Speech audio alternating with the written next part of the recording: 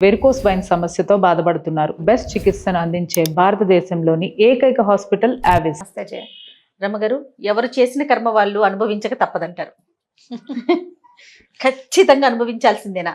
అనుభవిస్తారంటారా? తప్పకుండా ఈ జన్మలోనా, నెక్స్ట్ జన్మలో? ఈ జన్మలోనే అనుభవించవచ్చు. కలికాలం కాబట్టి మనం చేసిన సత్కర్మలు గాని దుష్కృత్యాలు గాని, పంచతంత్రంలో ఒక శ్లోకం ఉంది, చాలా ఏళ్ళైపోయిన శ్లోకం, మర్చిపోయాను కానీ 3 పూటల్లో, 3 రోజుల్లో, 3 వారాల్లో, లేదా 3 నెలల్లో, లేదా 3 ఏళ్లలో ఖచ్చితంగా మన ఫలితాన్ని మనం అనుభవించి తీరాలి. సత్కర్మైనా దుష్కర్మైనా. నువ్వు సహాయం చేయి, నీకు సహాయం దొరుకుతుంది. నువ్వు మోసం చేయి, నీకు మోసం దొరికి తీరుతుంది. దొరకకుండా కుదరదు. నువ్వు చేసిన రకంగా కాకపోతే ఇంకో రకంగా నువ్వు ఒకరిని హర్ట్ చేయి, నీకు హర్ట్ దొరికి తీరుతుంది. హర్ట్ దొరకాల్సిందే, లేకుండా కుదరదు. అది ఇంకొక రూపం అయ్యింది. ఎలాగైనా సరే, ఇప్పుడు వీటి చెంపకాయ కొడితే వాడే నీ చెంపకాయ కొట్టక్కర్లా, ఇంకోడెవడో కొడతాడు చెంపకాయ. ఒక్కోసారి కట్టుకుని పెళ్ళాం కన్న తల్లి కూడా కొట్టచ్చు. అలా కూడా అవ్వచ్చు, మనం చెప్పలేకపోతాం. ఒకళ్ళని తోటి మంచి కానీ చెడు కానీ చేస్తే అది అనుభవించక తప్పదు. కర్మానుభవం ఎవ్వరికీ తప్పదు.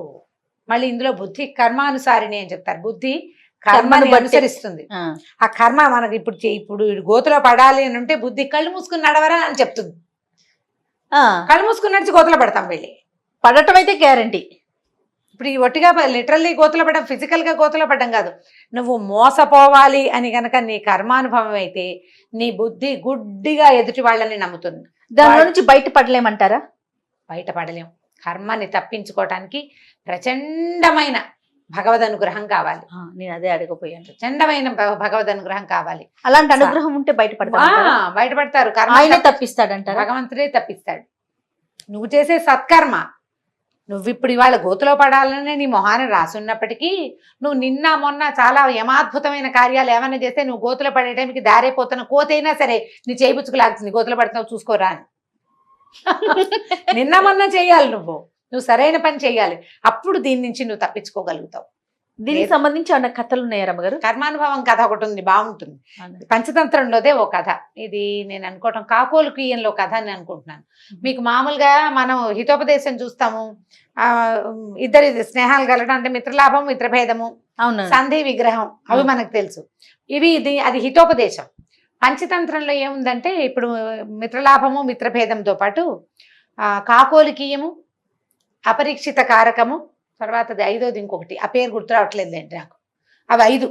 వాటిలలో కాకోలికి ఏమంటే కాకులు గుడ్లగూపల కథ అనమాట. అది ఆ గుడ్లగూపల కథలో రకరకాల కథలు, ఒకడు ముందు ఒకడు వెనక, వాళ్ళు వీళ్ళు చెప్పి, కొన్ని కాకులు చెప్పినవి, కొన్ని గుడ్లగూపలు చెప్పినవి, అలా కథలు ఉంటాయి. అందులో ఈ కర్మఫలితపు కథ ఒకటి ఉంటుంది, బాగుంటుంది సరదాగా. చిన్నప్పుడే అంటే నేను చిన్నప్పుడంటే మరీ చిన్నప్పుడు కాదు, కాలేజీలో ఉన్నప్పుడు మా నాన్నగారు మేనమామ అంటే వాళ్ళు మా కాలేజీలో లెక్చరర్స్గానే ఉండేవారు. మా కాలేజీలోనే, కళాశాలలోనే, సంస్కృత కళాశాలలోనే చదువుకున్నారు. అక్కడే ఆచార్యులుగా కూడా పనిచేశారు. నేను చేరే సమయానికి మా నాన్నగారి ఆఖరి మేనమామ కూడా వర్కింగ్లోనే, ఇంకో 2 ఏళ్ళు 3 ఏళ్ళు సర్వీస్ ఉంది ఆయనకి. ఒక తాత మాత్రం 1 సంవత్సరం ఉండి వెళ్ళిపోయారు. ఈయన లక్ష్మణాచార్యులు గారు, ఆయన పేరు లచ్చితాత అనేవాళ్ళం. మా నాన్నగారి కంటే కొంచెం చిన్న, కొద్దిగా చిన్న. మా నాన్నకి మేనమామే కానీ తన కొద్దిగా చిన్న, చాలా కాదు కొంత చిన్న. లచ్చు అని పిలిచేవారు లక్ష్మణాచార్యులు, మేము లచ్చితాత అనేవాళ్ళం. ఆయన తెలుగు పాఠం చెప్పేవారు. ఒక క్లాస్లో ఒక విషయం చెప్తుండేవారు. ఆయుర్వేదం మహాఘనమైన వైద్యం, ఆయుర్వేదంలో భలే ప్రచండమైన రోగాలు తగ్గుతాయి అని నారాయణాచార్యులు గారిని ఒక ఆయుర్వేద వైద్యుల గురించి చెప్తున్నారు. నేను చెప్పబోయే కథకి ఇది నాంది, అందుకే నీకు చెప్తున్నాను అనమాట. ఇప్పుడు నేను ఈ లచ్చితాతను తలుచుకోగానే నాకు ఒక సంతోషం వస్తుంది, కథ గుర్తొస్తుంటుంది. అయితే ఆయన 2-3 సార్లు ఇది చెప్పారు, అలా బుర్రలో ఉంది. ఇది ఎప్పటి సంగతి అంటావు? 86లో. ఎప్పటి కథ. అయితే ఏంటంటే నారాయణాచార్యులు గారని ఒక గొప్ప ఆయుర్వేద వైద్యులు ఉన్నారు, మా చుట్టుపక్కల ఉండుంటారు బహుశా. ఆయన దగ్గరికి ఒక పేషెంట్ని తెచ్చారట. ఆ పేషెంట్ ఒక వైశ్య కుటుంబానికి చెందిన ఆయన, బాగా డబ్బులు గిబ్బులు ఉన్నాయి ఆయనకి. ఆయన మనిషి సన్నగానే ఉన్నాడు, కాళ్ళు చేతులు పుల్లలాగా అంటే సన్నగా ఉన్నాయి, ఇంత బొజ్జుందట ఆయనకి. విపరీతమైన ఆకలిట ఆయనకి.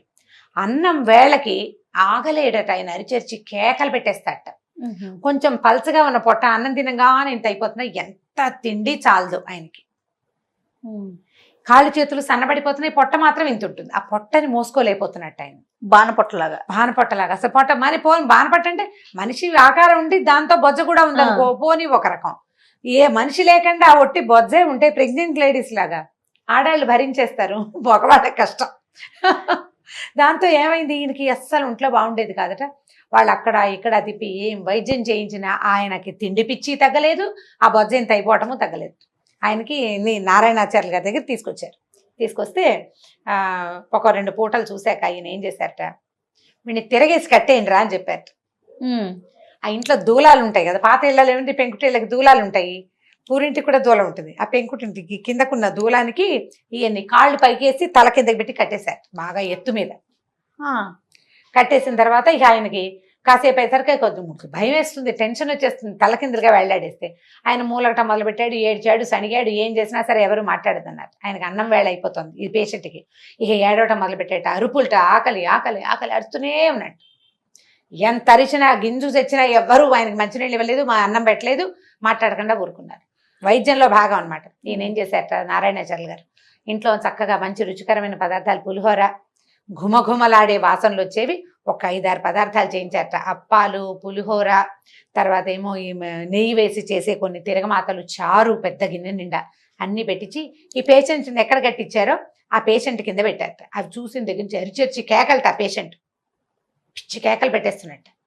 కాసేపు అయిన తర్వాత అతని ముక్కులోంచి ఒక ఇంత పొడుగు పాము బయటకు వచ్చిందట, సన్నగా పొడుగ్గా ఉన్న పాము. ఆ పాము బయటికి ఎప్పుడైతే వస్తుందో, ఆహారం కోసం వస్తుంది ఆ వాసనకి, అది చాలా మటుకు వచ్చింది, ఎంత పొడుగో ఉంది. ఏం చేశారు, గబగబా గిన్నెలన్నీ జరిపేసి పెద్ద నీళ్లతోటి పెట్టారు ఆయన కింద. మనుషులు ఉన్నారు చుట్టుపక్కల, ఈ గిన్నెలన్నీ లాగేశారు. ఆ కిందకి జారిన పాముని అలాగా కిందకి జారిపోనిచ్చారు, దానికి ఇంకో అవకాశం లేదు.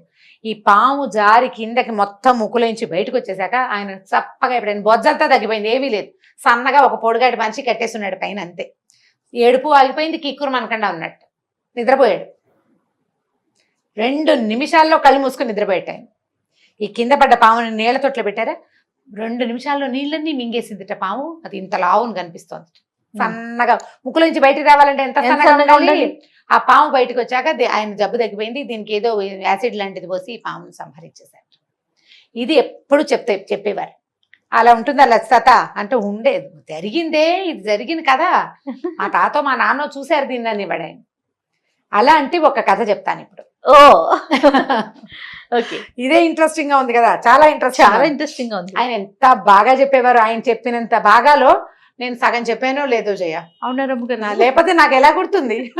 కానీ మనం సహజంగా పిల్లలకి పొట్టలో నుళ్ళు పురుగు వింటాం. ఆ పిల్లలు కొంచెం ఎక్కువ ఆహారం పిచ్చి ఉన్నా, ఫుడ్ అర్జ్, స్వీట్ అర్జ్ ఎక్కువ ఉన్నా, పిల్లలు సన్నబడిపోయి బొజ్జ కనిపిస్తున్నా, పొట్టలో పాములు ఉన్నాయి అని అనుకుంటాం. అవునవును, లోక సహజంగా కదా.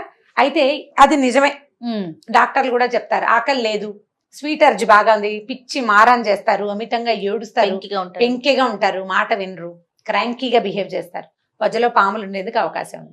జంట పాములు, ఎలిక పాములు అంటారు, 2 ఉంటాయి అవి. ఒక్కొక్కసారి అవి లంగ్స్ లోకి, శ్వాసనాళంలో కూడా వచ్చేసి పిల్లల పిచ్చి దగ్గితే దగ్గులోంచి కూడా బయటకు వచ్చేస్తాయి, నోట్లోంచి కూడా. అలా కూడా జరుగుతుంది. అవునా రమ్మగారు, వచ్చేస్తుంది. ఒక పాము కనుక వచ్చి కనపడింది అనుకో, రెండోది ఖచ్చితంగా ఉంటుంది, దానికి ఆ పారాసైటివ్ ఏదైనా ఒక మందు వేయించుకుంది ఆ రెండో పామును కూడా బయటికి పోయేలాగా చేసుకోవాలి. పారాసైట్స్ ఉంటాయి శరీరంలో, ఇలా జరుగుతుంది, డాక్టర్లకు తెలుసు. ఎవరి పిల్లలకైనా ఇలాంటి అనుభవం ఉంటే తల్లులకు కూడా తెలుస్తుంది, పెద్ద విశేషం ఏం కాదు. పిల్లలు అతి క్రాంకీగా తిండి తినకుండా, తిండికి సతాయిస్తూ, ఎప్పుడు చాక్లెట్లు, బిస్కెట్. మొన్న మన డాక్టర్ గారు చెప్పారు, నేను మనం హనీని తీసుకువెళ్తే నిదట్లో పళ్ళు కొరుకుతా పాములు పురుగు ఉన్నట్లు అనేసి మందు వాడుతా ఉన్నాను. నిద్రలో పళ్ళు కొరుకుతుంటే నులిపురుగులు ఉన్నట్టు. అవునట. దురదలు, ఒంటి దురదలు పెట్టి, స్కిన్ అలర్జీస్, దురదలు, నడుం కింద భాగంలో అక్కడ దురదొస్తున్న పిల్లలు గోకుతుంటే కూడా అలా ఉండొచ్చు. ఈ నెగ్లెక్ట్ చేయకూడదు అనేసి సందర్భంగా ఇది ఒక విషయం అనమాట. ఇలాంటి ఏమైనా కనిపించినా వెంటనే డాక్టర్ని చూడాలి, మంచి డాక్టర్ వెతుక్కోవాలి, అంతే. ఈ కథ ఏంటంటే, పూర్వం ఒక రాజుగారు ఉండేవారు. ఆ రాజుగారికి ఒక కొడుకు పుట్టాడు. అయితే ఇతనికి అతని పొట్టలో ఒక పాము ఉందట. పొట్టలో పాము ఉండి పిల్లాడు చిక్కిపోతూ ఉండేవాడు. 4 రోజులు బాగుండేవాడు, మళ్ళీ ఏదో శుష్కించిపోతూ ఉండేవాడు. పిల్లాడు పెద్దవాడు అయ్యాడు, కానీ చిన్నతనంలో 14-15 ఏళ్ళు వచ్చాక ఇక మెల్లిగా పిల్లాడు బాగా ఎదిగిన దగ్గర నుంచి శుష్కించిపోవటము, ఎప్పుడు అనారోగ్యం, ఎప్పుడు జ్వరం రావటం, ఎప్పుడు కడుపులో నొప్పి, బక్క చిక్కిపోవటం, ఎంత తిన్నా పిల్లవాడు తేహతీగా రాడు. ఎన్ని వైద్యాలో చేయించారట, ఏం చేసినా ఆ జబ్బు వాడికి తగ్గల. ఆ పొట్టలో పాము ఉందని ఎవరికీ తెలియదు, ఆ పిల్లాడికి ఇక విసుగు పుట్టిందిట, ఈ జబ్బులు, ఈ వైద్యాలు ఎంతసేపు నువ్వు రాజు అవ్వాలి కాబట్టి వైద్యం చేయించుకోవాలని వీళ్ళంతా బలవంతం పెట్టడాలు విసుగు పుట్టి వాడి ఇంట్లో నుంచి వెళ్ళిపోయాడు. వెళ్ళిపోయి ఏదో దేశ దిమ్మరిగా తిరిగేవాడు, ఏదో దొరికింది ఇంత తినేవాడు, అలాగే కడుపు నొప్పిగా ఉంటే ఎక్కడైనా పడుకుని అలాగే చేసేవాడు. ఈ అంతఃపురంలో ఉంటే మళ్ళీ రాజుగారు అబ్బాయికి కడుపులో నొప్పి వచ్చిందంటే అందరూ పరిగెత్తుకు రావడం, డాక్టర్లు పిలవడం, మందులు కషాయాలు, ఆ గోల పడలేకపోయాడు అనమాట. ఏదో నా చావు, ఇప్పుడు కడుపులో నొప్పి వచ్చిన వాడి నొప్పి వాడే పడాలి, చుట్టుపక్కల వాళ్ళ హైరాణ ఎక్కువైపోతుంది.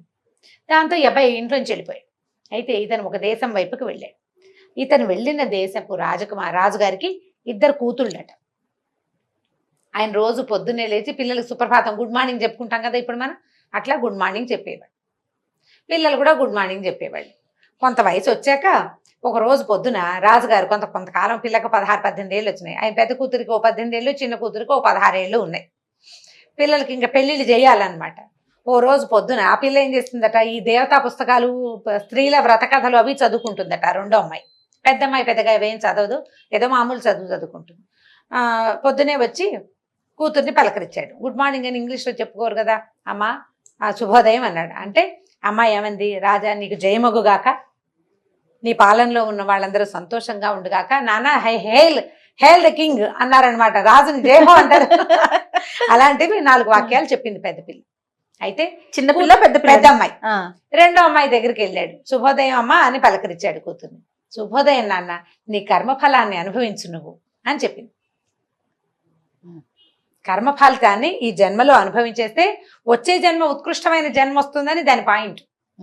రాజుకు ఒళ్ళు మండిపోయింది. పైగా ఆ రోజు ఆయన పుట్టినరోజు. ఓకే, మా రాజు కూతురు అయ్యుండి, నా కూతురు అయ్యుండి నన్ను జయించాలి, నువ్వు జయించినా ప్రపంచం అంతటి, నువ్వు పెద్ద ప్రపంచం అందరికీ కింగ్ అయిపో అనాలి, అనకుండా కర్మఫలాన్ని పొందమంటుందా? ఇది దీని పిచ్చి మాటలు. ఈ పిల్లని తీసుకెళ్లి దేశ దిమ్మరు ఎవరికైనా పెళ్లి చేయండి ఇచ్చి ఇవాళ నా పుట్టినరోజు సందర్భంగా. దాని కర్మ ఫలితం అది ఎలా అనుభవిస్తుందో నేను చూస్తాను, కట్టేయండి ఎవరికైనా అన్నాడు. అనగానే ఏముంది, రాజుగారు కట్టేయండి అనగానే ఎందుకంటే అనరు, తీసుకెళ్ళిపోవటమే. ఈ అమ్మాయిని తీసుకెళ్ళిపోయారు. బయటికి తీసుకెళ్తే ఆ సత్రాల దగ్గర ఎక్కడో దేశ దిమ్మరిగా వీడెవడు మీదేం ఊరు అని అడిగితే ఏదో ప్రతివాడు అలానా ఊరండి అని చెప్తారు. ఒకడు ఊరండి అని చెప్పలా, నేను దేశ దిమ్మరిని బాబు అన్నాడు. అలాగా పట్టు అని ఈ అమ్మాయిని ఇచ్చి వాడికి పెళ్లి చేశారు. రాజుగారి అమ్మాయికి రాజుగారి అబ్బాయికి పెళ్ళైపోయింది అంతే. సరే, అబ్బాయి కొంచెం శుష్కించిపోయి ఉన్నాడు. ఏమనుకుంది ఈ పిల్ల, కర్మ ఫలితం ఇది, ఇట్లా ఒక దేశ దిమ్మరిని పెళ్లి చేసుకోవాలని ఉంది, నా కర్మానుభవం అది, నాకు వివాహం ఉంది, కనీసం ఓ భర్త ఉన్నాడు, బాగుంది అనుకుని నాన్నకి టాటా చెప్పి పడితే వెళ్ళిపోయింది. అమ్మాయి దాన్ని నమ్ముతోంది అంతే, కర్మ ఫలితాన్ని నమ్ముతోంది. సరే, భర్తను తీసుకుని వెళ్ళిపోయింది. రాజకుమార్తె కదా, మెళ్ళలో చెవులకి ఏవో 4 ఆభరణాలు, అంతకంటే లేవు, తండ్రి ఏమి ఇవ్వాల అమ్మాయికి. భర్తను తీసుకుని వేరే చోటకి బయలుదేరింది. ఇక్కడ ఎందుకు, ఈ వీళ్ళ ఊళ్ళో ఇంకో వేరే దేశంలో ఎక్కడైనా ఉందాం మనం అని తీసుకుపోయింది. తీసుకెళ్ళి అలా కొంత దూరం వెళ్ళాక ఏం చేసింది, ఈ మెడకి చెవులకు ఉన్న ఆభరణాలు చేతుకున్నదో ఏదో ఒక చోట అమ్మేసి డబ్బులు తెచ్చుకుని సామాన్లు అవి ఇవి కొనుక్కుని ఎక్కడైనా అన్నం వండుకు తినడానికి ఆ ఊళ్ళో అమ్మేయటం, కాస్త డబ్బులు తెచ్చుకోవటం, భోజనానికి ఏర్పాటు చేసేది. రాజకుమారుడు శుష్కించి ఉన్నాడుగా, వాడు ఆ ప్రయత్నం ఏం చేయాలి, పెళ్ళాన్ని వెంట పెట్టుకుని తిరుగుతూ ఉండేవాడు. వీళ్ళు అలా ఒక ఊరు చేరారు. ఆ ఊర్లో ఒక పెద్ద చెరువు గట్టు. ఈ అమ్మాయి ఏమందంటే, ఏమండి చెరువు గట్టు చక్కగా విశాలంగా బాగుంది, ఆ పక్కన ఏదో గుడి కూడా ఉన్నట్టుంది, చెట్లు చాలా హాయిగా ఉన్నాయి, ఇక్కడే 4 రోజులు ఉందాం, వంట చేసుకుని తిందాం, డబ్బులు ఉన్నాయి కదా మన దగ్గర, మొన్న అమ్మేసిన డబ్బులు ఉన్నాయి, నేను ఊళ్ళోకి వెళ్ళి సామాన్లు అవి కొనుక్కొస్తానండి, ఇక్కడే కూర్చోండి, మీకు అసలు ఓపిక లేదని భర్తను ఒక చోట కూర్చోబెట్టి వెళ్ళిపోయి ఊళ్ళోకి వెళ్ళింది. సరే, ఈ అబ్బాయి ఏం చేశాడు, అక్కడ కూర్చున్నాడు, పెట్టి నిద్ర వస్తుంది, తల కింద ఏదైనా పెట్టుకుందాం అనుకున్నాడు. ఏమీ కనపడలే. ఏదైనా కొంచెం సర్వే రాయి లాంటిది ఉంటే తల అనొచ్చు కదా. ఆ పక్కన ఇంత పుట్ట ఉందిట, ఇది వరకు పెద్దదే, ఇప్పుడు చిన్నదైపోయింది. ఆ పుట్టకి కోపులు ఉంటాయి కదా ఇట్లా పైకి, ఆ కోపు కొంచెం వెడల్పుగా బాగుంది. ఇతను ఏం చేశాట, ఆ పుట్ట దగ్గరికి జరిగి పడుకుని ఆ పుట్ట కోపు మీద తలకాయ అంచుకుని నిద్రపోయాడు. అనారోగ్యం, ఓపిక లేదు, నిద్ర వస్తుంది, ఇది పుట్ట పాము వస్తుంది అవన్నీ ఏం ఆలోచించాలి, ఆ పుట్టకి తల అంచి పడుకున్నాడు. ఊళ్ళోకి వెళ్ళింది కదా ఈ అమ్మాయి, సామాన్లు ఏవో పుచ్చుకుని వస్తుంటే దూరం నుంచి చూస్తే హడిలిపోయింది. ఈ పడుకుని నిద్రపోతున్న రాజుగారి అబ్బాయి ముక్కులోంచి ఒక సర్పం బయటకు వచ్చింది. సర్పాలు గాలిని పీలుస్తాయని చెప్తారు, గాలిని తీసుకుంటాయి, అంటే వాయుభక్షకులు పాములు అని చెప్తారు, గాలిని తింటాయి అని చెప్తారు. సరిగ్గా అదే సమయానికి ఈ పుట్ట మీద తల అంచుకున్నాడు కదా, దానికి అవతల ఉన్న కోపులోంచి ఒక సర్పం బయటకు వచ్చింది. అది కూడా గాలి కోసమే వచ్చింది. ఈ సర్పము ఒకదాన్నొకటి చూసుకుని బుసలు కొట్టుకున్నాయి. నువ్వెవరంటే నువ్వెవరు. ఈ పాములు చూసేసరికి ఈ అమ్మాయి హడిలిపోయిన దగ్గరికి వెళ్తే ఆ పాము కాటేస్తుందో ఈ పాము ఏం చేస్తుందో మొగుడిని. సరే దగ్గరలో కొంచెం యువతలకి ఒక రావి చెట్టు ఉందట, ఆ చెట్టు దగ్గర నిలబడి చూస్తోంది ఏం జరుగుతుంది. ఇతను మెల్లిగా ఇతను నిద్రపోతున్నాడు, చల్లగా అది లోపలికి వెళ్ళిపోయి ఇది బయటికి వెళ్ళిపోయి ఏదైనా అయ్యింది అనుకో, అప్పుడు వెళ్ళి భర్తను లేపచ్చు. సామాన్యుని పక్క పెట్టుకుని నిశ్శబ్దంగా చూస్తాను. చూస్తుంటే ఈ పుట్టలో ఉన్న పామంది, ఏమై నీ బుద్ధుందా అసలు, బంగారంలో ఉన్నాడు రాజకుమారుడు మెరిసిపోతూను, పాపం అంగాంగం క్షీణించిపోయి ఉంది, ఇంత సర్వలక్షణ సంపన్నంగా ఉండవలసిన వాడిని వాడి పొట్టలో చేరి ఇట్లా పాడు చేస్తున్నావు, నీకు బుద్ధి లేదు అని పొట్టలో ఉన్న పాముని పుట్టలో ఉన్న పాము అడిగింది. అడిగేసరికి ఈ పొట్టలేదని నీకేం పోయింది, ఎప్పుడో చిన్నప్పుడు చేరాను నేను, అప్పటి నుంచి హాయిగా వాడు తినేవన్నీ తింటూ సుఖంగా ఉన్నా, పెరిగి పెద్దయ్యాను, నా దారి నేను హాయిగా ఉన్నా. అయితే నువ్వు మాత్రం నీ పుట్టలో 2 పెద్ద పెద్ద బంగారపు బిందెలు లేవు, వాటి మీద చుట్టూ కూర్చున్నావు, ప్రజల్లో ఒక్కడికి కూడా ఉపయోగపడనివ్వలేదు, నువ్వు పెద్ద గొప్ప ఏమిటి నాకంటే అనేసరికల్లా 2 పోట్లాడుకుంటాయి. పాముకి ఏమర్థమైంది, ఓహో ఈవిడి ముక్కు దగ్గర ఉన్న పాము బయట నుంచి వచ్చిన పాము కాదు, పొట్టలో ఉన్న పామేను. ఆమెకు అర్థమైంది. ఈ పుట్టలో ఉన్న పాము కింద 2 బంగారపు బిందెలు ఉన్నాయి. చూస్తుంటే నీకు బుద్ధి లేదా, నువ్వు ఇలా చేస్తావా, మనుషుల పొట్టలో చేరడం ఏంటి, పుట్టలో ఉండాలి పావులు అంటేనని, అది నీ పని నువ్వు చూసుకో, నువ్వు మట్టి పుట్టలో ఉండకుండా బంగార పుట్టలో ఎందుకు కూర్చున్నావే, నీ మొహం అండా అని ఇది 2 మాట్లాడుతున్నాయి. అనేసరికల్లా ఈ పుట్టలో ఉన్న పామంది, ఇలాగే చెయ్యి, ఎప్పుడో ఒక రోజు పాత బియ్యపు కలితోటి సన్నావాలని చూర్ణం చేసి వండి నీకు పెడితే చచ్చూరుకుంటావు నువ్వు, నీ రహస్యం ఎవరికైనా తెలిసిందా, వాళ్ళు ఎన్ని మందులు వేసినా చావాలా పొట్టలో నువ్వు, ఈ పని కనుక చేశారో నీ పని అవుట్, ఎవడో చేస్తాడు నీకు శాస్త్రం అంటే, పాత బియ్యపు గంజితోటి సన్నావాలని మెత్తగా చూర్ణం చేసి ఈ గంజిలో ఈ చూర్ణాన్ని ఉడికిస్తే కనుక ఈ అబ్బాయికి ఇస్తే ఆ పొట్టలో ఉన్న పాము చచ్చి పడిపోతుంది. రాజుగారం అయితే ఓహో ఇది బాగుందనుకో. ఈ పొట్టలో ఉన్న పాము అంటుంది, నువ్వు మాత్రం నీ పెద్ద పొట్ట ఏమిటి ఇది లోపల బంగారు బిందెల మీద కూర్చుని ఉన్నావు, నీకు అదే కదా ప్లేసు, ఎవరైనా వేడివేడి నీళ్లు కానీ వేడివేడి నూనె కానీ నీ పుట్టలో పోసారో నువ్వు చచ్చిపోతావు, నువ్వు పోతావు, పీడా పోతుంది అనేసరికల్ 2 పొట్టాడుకున్నాయి. పుట్టల పాము చీచి నీలాంటి వాళ్ళతో మాట్లాడండి నేను, మనుషుల శరీరాల్లో ఉండే పాములు దిక్కుమాల పాములు, నాలాగా రాచరికప్పు పాము కాదు నువ్వని ఆ పుట్టలోది పోయింది లోపలికి. కావలసినంత గాలి పీల్చుకుని రాజకుమారుడు కదులుతున్నాడని ఈ పొట్టలో లోపల ముక్కులోంచి బయటకు వచ్చింది కదా సన్నటి పాము, అది లోపలికి వెళ్ళిపోయింది. ఈ అమ్మాయి గబగబా భర్త దగ్గరకు వచ్చింది, ఏమండి స్థిమితంగా కూర్చోండి, నేను మళ్ళీ బజార్ వెళ్ళొస్తానని మళ్ళీ వెళ్ళి ఏం చేసింది, అన్ని పాత బియ్యం కొనుక్కొచ్చింది, పాత బియ్యం, ఆవాలు, అక్కడి నుంచి ఒక 2 సోలాల నూనె మోసుకొచ్చుకుంది, ఎవరో కూలీని కూడా తెచ్చుకుంది, మరి ఇవన్నీ తెచ్చుకోవద్దు సామాన్లు. అక్కడి నుంచి పక్కన పొయ్యి రాజేసింది, వంట చేసింది, ఆ అన్నం బియ్యం వార్చి ఆ వార్చిన గంజిని చక్కగా మళ్ళీ పొయ్యికిచ్చి ఆవాలు కూడా పట్టుకొచ్చింది కదా, ఆ పక్కన ఉన్న కొండరాయితో నున్నగా నూరి ఆ పొడెత్తి అందులోకి వస్తుంది, అది శుభ్రంగా గంజి కాగేసి దాన్ని పక్కకు పెట్టింది. పక్కకు పెట్టి పెద్ద మూకుడు కూడా తెచ్చింది బజార్ నుంచి, ఆ మూకుడు ఎక్కించి దాని నిండా నూనె పోసి పొయ్యి మీద కాగబెట్టింది. సరే భర్త ఏమంటే ఆకలిస్తుంది అన్నం తింటారా అని అడిగి వాడికి అన్నం పెట్టి చక్కగా ఈ గంజిని గ్లాసులో పొడిచి తాగేసేయండి ఇది మందుట అని చెప్పి ఆ గంజి ఇచ్చేసింది మొగుడికి, తాగించింది. శుభ్రంగా తాగేశాడు ఆయన, తాగేశాడు. ఈ లోపల ఈ నూనె బాగా మరిగింది. భర్త ఆహారం తిండి అయిపోగానే ఈ మరిగిన నూనెని ఏమండి పక్కన పట్టుకోండి అని 2వ పక్కన పట్టించి 2 కలిసి తీసుకెళ్లి ఆ నూనెని ఎత్తి ఆ పుట్టలో పోసారు. 1 గంట అయ్యేసరికి ఈ భర్త ఏమే నాకు మళ్ళీ ఆకలిస్తుంది అన్నం పెట్టవా అన్నాడు. అప్పుడు ఇంతే అన్నం తిన్నాడు, గంజి తాగాడు, పొట్టలో పాము చచ్చిపోయింది. మొహం కింద ఇట్లా కళ్ళ కింద చారులు అవి ఉండేవి, 1 పూటలో నార్మల్ అయిపోయాడు. అక్కడి నుంచి పాము కాస్త పోయింది, మెల్లిగా నాకు కడుపులో నొప్పి వస్తుంది, నేను ఎక్కడికైనా వెళ్తానని చెరువు దగ్గరికి వెళ్ళొచ్చాడు. మోషన్లో పాము పడిపోయింది బయటికి.